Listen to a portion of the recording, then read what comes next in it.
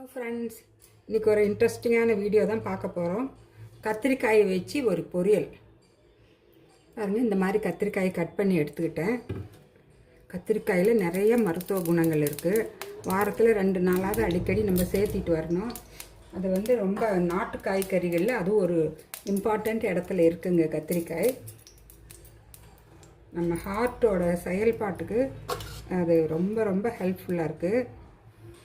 கடுகு ஒரு 1/4 டீஸ்பூன், சீரகம் ஒரு 1/2 டீஸ்பூன், கொஞ்சமாக உளுத்தம்பருப்பு. கடுகு நல்லா வெடிக்கிட்டோம். வெடிக்கிறப்ப தான் டேஸ்ட் நல்லாயிருக்கும். தேவையான பொருட்கள் பாருங்கள். சின்ன வெங்காயம், பூண்டு, ஒரு தக்காளி. சின்ன வெங்காயம் கிடைக்கலன்னா பெரிய வெங்காயம் கூட ஆட் பண்ணிக்கலாம்.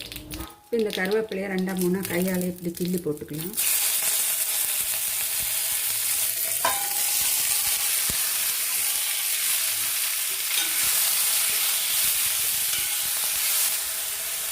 இதோடவே கொஞ்சமாக தாளிப்பு வடகம், வெங்காய வடகம்னு சொல்லுவோம். சேலம் சைடு எல்லா வீட்லேயுமே முக்கால்வாசி எல்லார் வீட்லேயுமே வச்சுருப்பாங்க தாளிப்பு வடகம்.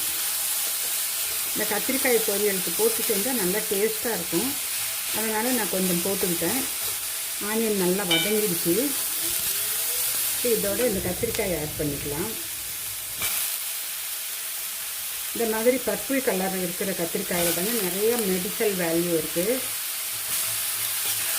ஹார்ட்டோட செயல்பாட்டுக்கு இது ரொம்ப ஹெல்ப்ஃபுல்லாக இருக்குது. கெட்ட கொழுப்பை குறைச்சி நல்ல கொழுப்பை இன்க்ரீஸ் பண்ணும். ஹார்ட்டோட செயல்திறனை நல்லா சுமூகமாக வச்சுக்கும் இந்த கத்திரிக்காய். இரத்த குழாய் அடைப்புகள், அதெல்லாம் கொலஸ்ட்ரால், அது மாதிரியான நெஞ்சு ஒரு சிலருக்கு நெஞ்சு படப்படப்பு இருக்கும். அதெல்லாம் இந்த மாதிரி கத்திரிக்காய் அடிக்கடி இது மாதிரி ஏதோ ஒரு வகையில் நம்ம சாப்பிட்டுட்டு வந்தோம்னா அது எல்லாமே எங்களுக்கு பூரணமாக குணமாயிடும்.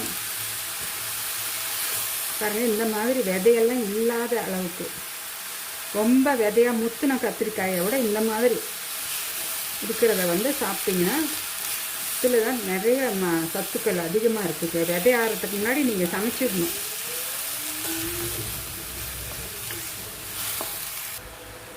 மஞ்சத்தூள் ஒரு 1/2 டீஸ்பூன், கொஞ்சம் விளக்கெண்ணெய் ஊற்றிக்கலாம். 1 டீஸ்பூன் அளவுக்கு விளக்கெண்ணெய்.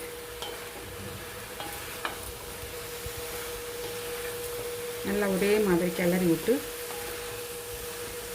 உப்பு நான் 2 நிமிஷம் கழித்து தான் போடுவேன். இப்போ உடனே போட மாட்டேன். இது நல்லா கிளறி விட்டு மூடி வச்சிடலாம். லோ ஃப்ளேமில் வச்சு மூடி வச்சிட்டோம்னா எங்களுக்கு கத்திரிக்காய் நல்லா அதிலே ஒரு 20-25% அளவுக்கு வெந்து வந்துடும். அப்புறம் உப்பு ஆட் பண்ணிக்கலாம். பச்சை கலர் கத்திரிக்காயை விட இந்த மாதிரி பர்பிள் கலர் இருக்கிற கத்திரிக்காயை நீங்கள் அடிக்கடி சாப்பிட்டுட்டு வாங்க. ரொம்ப நல்லது உடம்புக்கு, கண்ணுக்கு நல்லது. நம்ம எலும்பு தேய்மானம் இருக்கிறவங்களுக்கு எல்லாமே இது ரொம்ப விசேஷமான பலன்களை கொடுக்கும். இதை மூடி வைக்கலாம்.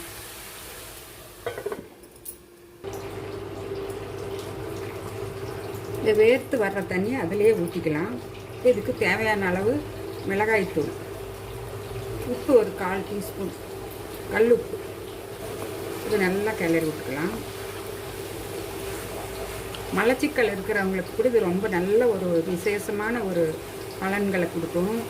நார் சத்து இதில் அதிகமாக இருக்கிறதுனால எங்களுக்கு மலச்சிக்கல் பிரச்சனையும் க்யூர் ஆகிடும். கெட்ட கொலஸ்ட்ராலை குறைச்சிடும், நல்ல கொலஸ்ட்ராலை இன்க்ரீஸ் பண்ணும், ரத்த ஓட்டத்தை சீராக்கும். ஹார்ட் படப்படப்பு இருக்கிறவங்களுக்கும் ரொம்ப ரொம்ப நல்லது. இதை அப்படியே மூடி வச்சிடலாம். உப்பு போட்டதுனால இன்னும் நல்லா வேர்த்து வரும்.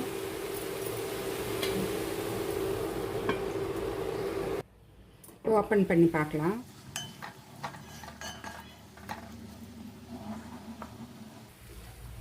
நல்லா ஒரு 20% அளவுக்கு வெந்துடுச்சு.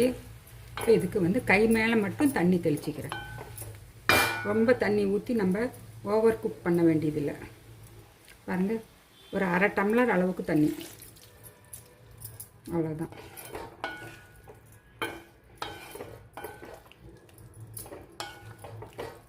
இதை மூடி வச்சிடலாம்.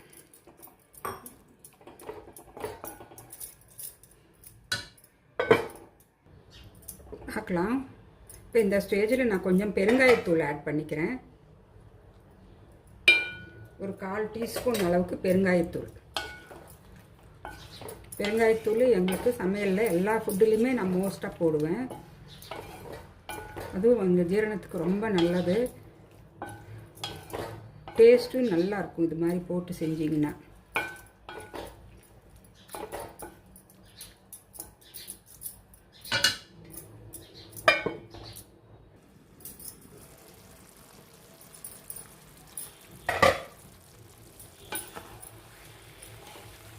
பாருங்கள், இப்போ காய் நல்லாவே வெந்துடுச்சு. நம்ம ஊற்றின தண்ணி கரெக்டாக போயிடுச்சு பாருங்கள். இப்போ இந்த ஸ்டேஜில் நீங்கள் வெல்லம் வேணும்னா கொஞ்சம் ஆட் பண்ணிக்கலாம். எங்களுக்கு வெல்லம் பிடிக்காது இந்த கத்திரிக்காய்க்கு போட்டால். ஆனால் ஒரு சிலருக்கு பிடிக்கும். இது வந்து ஒயிட் ரைஸ்க்கும் சும்மா அப்படியே பிசைஞ்சு கொடுக்கலாம் குழந்தைங்களுக்கு. தயிர் சாதத்துக்கு செம்ம டேஸ்ட்டாக இருக்கும். சாம்பார் சாதத்துக்கும் ரொம்ப சூப்பராக மேட்சிங்காக இருக்கும். இது மாதிரி அதிகமான மருத்துவ குணங்கள் இருக்கிற இந்த கத்திரிக்காயை நம்ம அடிக்கடி நம்ம ஃபுட்டில் சேர்த்துக்கலாம். அதுவும் இந்த மாதிரி பர்பிள் கலர் இருக்கிற கத்திரிக்காய் தாங்க நிறையா மெடிஷ்னல் வேல்யூ இருக்குது. அதை வாங்கி நீங்கள் சமைச்சு சாப்பிடு. வெயிட் லாஸ் பண்ணணும்னு நினைக்கிறவங்க அடிக்கடி சாப்பிட்லாம். கலோரிஸ் ரொம்ப குறைவு. இந்த வீடியோ உங்களுக்கு பிடிச்சிருக்குன்னு நினைக்கிறேன். இல்லை வந்து ஃபைனலாக கொத்தமல்லி தழை வேணும்னா ஆட் பண்ணிக்கலாம். இப்போ என்கிட்ட கொத்தமல்லி தழை இல்லை. காய் நல்லா வெந்துடுச்சு பாருங்கள். இந்த வீடியோ உங்களுக்கு பிடிச்சிருக்குன்னு நினைக்கிறேன். பிடிச்சிருந்தா ஒரு லைக் பட்டனை கிளிக் பண்ணுங்கள். ஒரு ஃபீட்பேக்கை கமெண்ட்ஸ் பண்ணுங்கள். இப்போ நான் ஸ்டவ் ஆஃப் பண்ணிடுறேன். மறுபடியும் அடுத்த ஒரு இன்ட்ரெஸ்டிங்கான வீடியோவில் உங்களை மீட் பண்ணுறேன். Bye bye friends.